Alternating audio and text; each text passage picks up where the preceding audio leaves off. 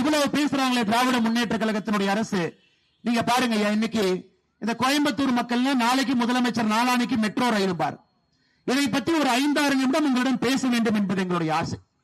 இதற்காக நம்முடைய பிரதமர் அவர்கள் கோயம்புத்தூருக்கு வந்த பொழுது ஒரு மாதத்திற்கு முன்பு கொடிசியா நம்முடைய அண்ணன் எடப்பாடி பழனிசாமி அவர்கள் நானும் கூட நின்றுட்டு இருந்தேன். பிரதமர்கிட்ட ஒரு கடிதம் கொடுத்தாங்க.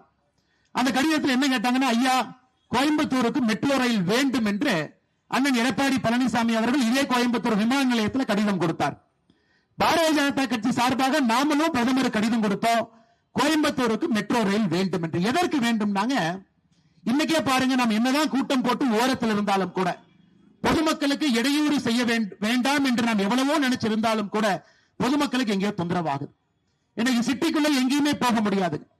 இன்னைக்கு இந்தியாவில் கோயம்புத்தூர் போன்ற ஒரு மிக முக்கிய நகரத்துக்கு ஒரு மெட்ரோ வேண்டும்.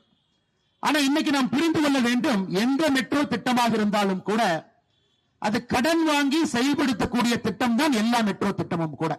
உதாரணத்துக்கு சென்னை மெட்ரோ எடுத்துங்க. Chennai metro phase 2, Chennai metro 2வது பாகம் என்பது கிட்டத்தட்ட 155 கிலோமீட்டர் தூரம் இருக்கக்கூடிய மெட்ரோ. 63,246 கோடி ரூபாய் தேவைப்படுது. 63,000 கோடி அந்த மெட்ரோக்கு வேணும். அந்த 63,000 கோடி கடன் மட்டுமே 33,000 கோடி மத்திய அரசு கடன் வாங்கி கொடுக்கிறாங்க.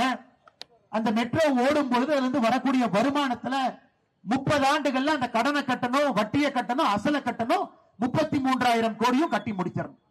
அதன் பிறகு மத்திய அரசு தன்னுடைய பங்காக 10,000 கோடி ரூபாய் கொடுக்கிறாங்க. முதலீடாக வைத்துக் கொள்ளுங்கள். ஆக மொத்தமாக சென்னை மெட்ரோ நீங்க எடுத்துக்கிட்டீங்கன்னா 63,246 கோடியில மத்திய அரசு மட்டுமே 43,000 கோடி கொடுக்கிறாங்க. அதுவும் திராவிட முன்னேற்ற கழகம் ஆட்சிக்கு வந்த பிறகு இது மாநிலத்தினுடைய ப்ராஜெக்ட் என்று சொல்லி பணமே வேண்டான்னு இவங்களே டிமிக்கி கொடுத்தாங்க. அதன் பிறகு பிரதமர் பார்த்தாங்க, இவங்களும் செய்ய மாட்டாங்க, நம்மளை செய்ய விட மாட்டாங்க என்று பிரதமர் அவர்கள் அது மத்திய அரசுடைய ப்ராஜெக்ட் அவரே டிக்ளேர் பண்ணி 10,000 கோடி ரூபாய் அந்த ப்ராஜெக்டுக்கான மூலதனத்தை கொடுத்து 33,000 கோடி கடன் தொகையும் மத்திய அரசு கேரண்டி பண்ணிருக்காங்க. இன்னைக்கு நீங்க கோயம்புத்தூர் மெட்ரோக்கு வாங்க. கோயம்புத்தூர் மெட்ரோவை பொறுத்தவரை கோயம்புத்தூர் மெட்ரோ 34 கிலோமீட்டர். இன்னைக்கு கோயம்புத்தூர் மெட்ரோ வரணும், ஹோப்ஸ் காலேஜ் வரணும், உக்கட ஜங்ஷன் வரணுங்க, ராமகிருஷ்ணா மில்ஸ் வரணும், முழுமையாக 34 கிலோமீட்டர். இந்த 34 கிலோமீட்டருக்கும் இதே போல இதுக்கு ஒரு காஸ்ட் போடுவோம். கிட்டத்தட்ட 70% கடன் வாங்கித்தான் அந்த மெட்ரோ நாம் பண்ண போறோம். உலக வங்கி கொடுப்பாங்க, ஜப்பான் வங்கி கொடுப்பாங்க. நீங்களும் நானும் அந்த மெட்ரோல போகும் பொழுது நாம கட்ட பணத்தை வச்சுதான் அந்த கடனை அடைப்பணும். இந்தியா முழுவதும் இதுதான். இன்னைக்கு மத்திய அரசுக்கு ஒரு ப்ராஜெக்ட் ரிப்போர்ட் அனுப்புறாங்க. மத்திய அரசு அந்த ப்ராஜெக்ட் ரிப்போர்ட்டை படிச்சுட்டு திரும்ப மாநில அரசு கேட்கிறாங்க, இந்த மாதிரி திட்டத்தோடு கோயம்புத்தூருக்கு மெட்ரோ கொண்டு வந்தீங்கன்னா அங்க இருக்கக்கூடிய மக்கள் தாங்க மாட்டார்கள். இவ்வளவு ஃபால்ட்டியா தவறான ஒரு மெட்ரோ ரிப்போர்ட்டை நீங்க தயார் பண்ணிருக்கிறீங்க. நான் படிக்கிறத மட்டும் நீங்க கேளுங்க. தப்பை யாரு மேலே நீங்களே முடிவு செய்யுங்க. மத்திய அரசு சுட்டி காட்டி இருக்கின்றார்கள், நீங்க ரிப்போர்ட்டை கொடுத்தீங்க, ஆனா ரிப்போர்ட் சரியா இல்லாம தப்பா நீங்க பண்ணீங்கன்னா ஒரு ஆண்டும் கூட இந்த மெட்ரோல யாரு பயணம் பண்றாங்களோ குறைந்தபட்சம் 20% அவங்களுடைய பயண செலவு உயர்த்திக்கிட்டே போகும். அப்ப அவங்களே 2 வருஷம் கழிச்சு எனக்கு மெட்ரோ வேண்டாம், நான் 2 வீலர்லயே போய்க்கிறேன், மெட்ரோ கொடுக்கிற காசு. இன்னைக்கு பெங்களூர்ல அதே பிரச்சனைங்க. தவறாக பெங்களூர்ல phase 2 மெட்ரோ வந்த காரணத்திற்காக இன்னைக்கு பெங்களூர்ல பாத்தீங்கன்னா கடந்த 5 ஆண்டுகள்ல 700% மெட்ரோவுடைய பயண விலை உயர்ந்திருக்கிறது. ஏன்னா அதே நேரத்தில் ஆட்டோ இருக்கு, ஆட்டோ நல்லா உட்கார்ந்து இருக்கிறாங்க, பிரச்சனை வரக்கூடாது. கவர்மெண்ட் பஸ் போகுது, அதே நேரத்தில் மெட்ரோ இருக்கு. மத்திய அரசு என்ன சொன்னாங்க, இதை கொஞ்சம் மாத்தி எங்களுக்கு திரும்ப அனுப்புங்க. 20 லட்சம், அதாவது 2 மில்லியன் 20 லட்சம் பேர் இருக்கக்கூடிய ஊருக்கு நாங்க மெட்ரோ கொடுக்கிறோம். இது 2017 போடப்பட்ட ஒரு பாலிசி. ஆனா கோயம்புத்தூர்ல நீங்க 15 லட்சம் தான் இருக்கிறாங்கன்னு கொடுத்திருக்கீங்க. எப்படி கோயம்புத்தூர் மக்களுக்கு மெட்ரோ வரும்? அப்பதான் நமக்கே ஆச்சரியம், எப்படி கோயம்புத்தூர்ல 15 லட்சம் இருக்கிறாங்க? கோயம்புத்தூர் முனிசிபல் ஏரியாக்குள்ள மட்டுமே, கார்பரேஷன் ஏரியாக்குள்ள மட்டுமே 22 லட்சம் பேர் இருக்கிறாங்க. இவங்க 2011 எடுத்த சென்சஸ் டேட்டா தவறாக 2024 கொடுக்கிறாங்க. நீங்க யோசிச்சு பாருங்க. 13 ஆண்டுகள் கழித்து தவறான ஒரு பதிவை கொடுக்கிறாங்க. 15 லட்சம் பேர் கோயம்புத்தூர் இருக்கிறாங்க. மத்திய அரசு கேட்கிறாங்க, இதை ஏத்துக்க மாட்டோம், 20 லட்சம் பேருக்கு மேலேங்கிற டேட்டாவை கொடுங்க. கரண்ட் பில் இருக்கு, மக்கள் சொத்து வரி கட்டுறாங்க, மக்கள் தண்ணீர் வரி கட்டுறாங்க, அதையெல்லாம் கணக்கு போட்டு 20 லட்சம் பேருக்கு இருக்கிற டேட்டாவை கொடுங்க. இதுவரை கொடுக்கவில்லை.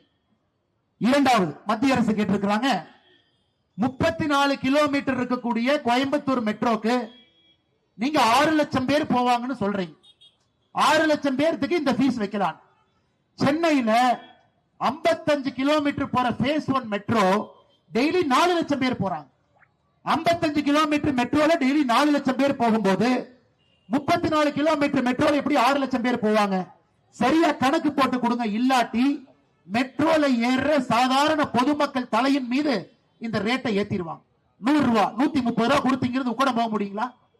அதுக்கு ரேபிடோ கூட்டா 30 ரூபாய் கொண்டே விட்டுருவான்.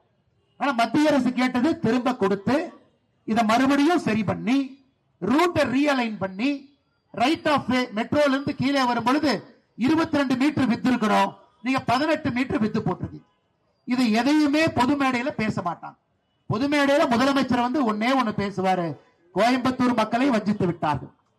மோடி அவர்களுக்கு கோயம்புத்தூர்ல மெட்ரோ வேண்டாம். இந்தியாவில சின்ன சின்ன ஊரெல்லாம் மெட்ரோ வாங்கும் பொழுது எப்படிங்க கோயம்புத்தூருக்கு மெட்ரோ கொடுக்காம இருப்போம்? அதனால்தான் அண்ணன் எடப்பாடி பழனிசாமி அவர்கள் நம்முடைய முதலமைச்சராக அண்ணன் பதவி ஏற்கும் பொழுது இது உறுதியாக கோயம்புத்தூருக்கும் மதுரைக்கும் தமிழகத்துல மெட்ரோ வந்தே தீரும். அதுக்கு தான் இவ்வளவு சொல்றாங்க. இது யாருனாலையும் தடுக்க முடியாது. இந்த ரிப்போர்ட்டை கொஞ்சம் சரி பண்ணி சரியான முறையில கொடுத்து இந்த மெட்ரோல ஏறவங்க தலையில சுமையை ஏத்தாம அவங்க சரியா போற மாதிரி திட்டத்தை போட வேண்டும் என்று மட்டும்தான் மத்திய அரசு நாம் சொல்லிக் கொண்டிருக்கின்றோம். அருமை சொந்தங்களை, இது மட்டும் இத்தனை பொய்ய பேசலாம். அதற்கு நமக்கு ஒரு தெருமுனை பிரச்சார கூட்டம் தேவைப்படுகிறது. இதுல உங்களிடம் பேசும் பொழுது கேட்கிறவங்க நீங்க 4 பேருக்கு சொல்லுவீங்க, இல்ல அனைத்து இந்திய அண்ணா திராவிட முன்னேற்ற கழகம் தலைமையிலான தேசிய ஜனநாயக கூட்டணி அவங்க ஆட்சிக்கு வந்தா மட்டும்தான் கோயம்புத்தூருக்கு மெட்ரோ வரும் என்பதை நீங்கள் புரிந்து கொண்டாலே நமக்கு போதும், வேற எதுவுமே வேண்டாம். இவங்க வந்தா மட்டும்தான் செய்வாங்க. அவர்களால் நிச்சயமாக சத்தியமாக இதை செய்வதற்கு வாய்ப்பு கூட கிடையாது. இன்னைக்கு இத்தனை பொதுமக்கள் ஆட்டோ டிரைவர் 2வது இருக்கையில் இருக்கிறார். நம்மை பொறுத்தவரை ஆட்டோ வாங்கணும். நேற்று மத்திய உள்துறை அமைச்சர் திரு அமித்ஷா அவர்கள் பாரத் டாக்ஸி அப்படின்னு ஆரம்பிக்கிறாங்க. அதாவது எத்தனையோ பிரைவேட் கம்பெனி இருக்கு. அங்க தம்பி ஒருத்தர் நின்று இருக்காரு, ஒரு தனியார் நிறுவனத்துக்கு பணிபுரியறவங்க. அவங்க எல்லாம் நம்ம உடனே ஆர்டர் பண்ணா சாப்பாடு கொண்டு வந்து கொடுக்குறாங்க. ஒரு பொருள் மத்தியானம் 12 மணிக்கு வந்து கொடுக்குறாங்க. ஆனா அவர்களுக்கு சம்பளம் என்னன்னு கேளுங்க. சம்பளம் எவ்வளவு இருக்கும்? இன்சென்டிவ் எவ்வளவு இருக்கும்? இந்த பொல்யூஷன்ல வண்டி எடுத்துட்டு இங்கேயும் எங்கேயும் போறாங்க. எத்தனை காலத்திற்கு அவங்களுடைய உடம்பு தாங்கும் நீங்களே யோசிச்சு பாருங்க. சின்ன வயசு பசங்க. நேற்று நம்முடைய உள்துறை அமைச்சர் அவர்கள் இந்தியாவில் யாரெல்லாம் இங்க இருக்கிறாங்களோ நீங்களே முதலாளிகளாக ஒரு நிறுவனத்தை மத்திய அரசு ஆரம்பித்து கொடுக்கிறது. அது பேர் பாரத் டாக்ஸி. யாரெல்லாம் டாக்ஸி நடத்துறீங்களோ உங்களுக்கு மத்திய அரசு, நரேந்திர மோடி அவருடைய அரசு உங்களோடு இணைந்து அதுல உங்களை பங்குதாரராக போட்டு நீங்க ஒரு டாக்ஸி கம்பெனி ஆரம்பிச்சு நீங்க நடத்துங்க. அதுல உங்களுக்கு சம்பளமும் வரும். வரக்கூடிய ப்ராஃபிட் எவ்வளவு வருமானம் உங்களுக்கு லாபம் வருதோ ஆண்டினுடைய கடைசியில அது உங்களுக்கு இன்சென்டிவாக வந்துவிடும். எல்லா இடத்திலும் கூட நாம் இப்படி யோசிக்கிறோம். ஒரு மெட்ரோ வரணும், அதுலயும் மக்கள் போகணும். டாக்ஸி இருக்கணும், அதுலயும் மக்கள் போகணும். ஆட்டோ இருக்கணும், அதுலயும் மக்கள் போகணும். நாம் யாருக்கும் எதிரி கிடையாது. எல்லோரும் ஒரே இடத்துல மெட்ரோ போகட்டும், மெட்ரோ போறவங்க போகும். அதற்காக மட்டும்தான் அந்த திட்டத்தை மாற்றி கொடுங்க. இது மக்களுக்கு பயன்படக்கூடிய திட்டமாக இருக்க வேண்டும் என்கின்ற வலியுறுத்தலை வைத்திருக்கின்றோம். இதுவரைக்கும் இன்னைக்கு சாயந்தரம் இந்த மேடையில நம்ம எல்லாம் பேசுற வரைக்கும் மாநில அரசு இந்த புதிய ப்ராஜெக்ட் ரிப்போர்ட்டை சரி பண்ணி நாங்க கொடுத்திருக்கிறோம் அப்படின்னு இதுவரை முதலமைச்சர் அவர்கள் வாய் திறந்து இதுவரை சொல்லு. அப்படி இருக்கும் பொழுது எப்படி இவர்கள் கோயம்புத்தூருக்கும் மதுரைக்கும் உண்மையா இருப்பாங்க?